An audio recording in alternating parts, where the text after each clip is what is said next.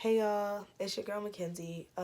There's been a lot of talk recently about mental health in the black community, like mental health in general, but mental health in the black community specifically. Like a lot of times our families dismiss that shit. They say that mental health isn't real or that it can just be cured with prayer and like a lot of times people don't go get help or like reach out at all and they just try to deal with that shit themselves or self-medicate or whatever you do.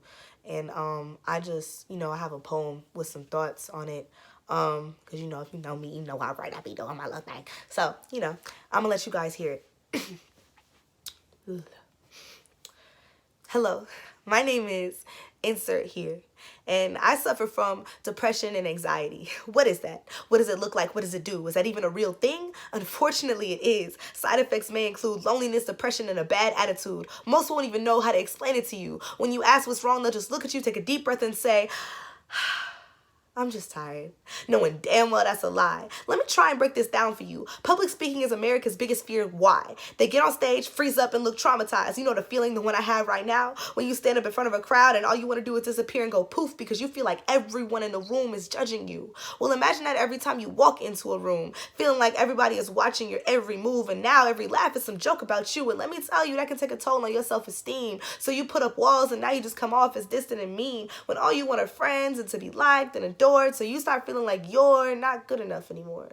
So tell people what they want to hear. Great. You lock the real you up in a box to deteriorate. Now you've got a stage 1 social anxiety on your case. On to the next phase. The rose-colored image of yourself you started to paint will now become routine. You'll start to use words that you have no idea what they mean. You'll laugh at jokes while you wondering what the fuck is so funny. And you even wear things that you know deep down are downright ugly. But in order to keep friends, you gotta keep up with the trends. So you just pretend that you give a shit, because having the most followers on Twitter is what's important, isn't it? Because when you don't see hearts or thumbs up on that little glowing box, you start to get these really dark thoughts, and then all of a sudden nothing seems worth it and you start feeling worthless, gasping for air as you sink deeper and deeper beneath the surface. You're screaming for help, but all that comes out is silence. Then when somebody finally asks what's wrong, you can't even describe it. Sitting there hyperventilating and crying, wondering if you should be in some type of insane asylum, because when you need those words most, you just can't seem to find them. So when you open your mouth to tell them, all you can say is, I'm fine.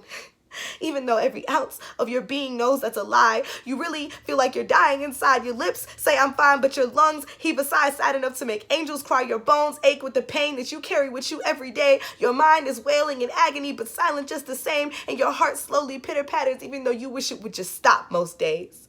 But that sickening sensation is gone just as quickly as it came, like thunderstorms on a spring day, leaving not so much as a puddle of tears as evidence of what took place here.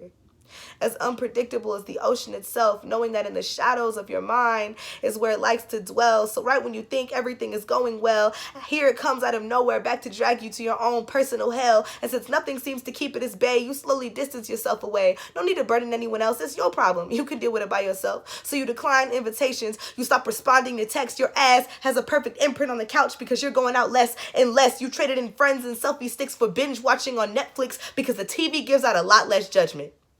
You want to go out, but you just don't have the energy. So to them, you just look antisocial and lazy. So much you want to will yourself to do when you can, and it just makes you crazy. Mind over matter, they say.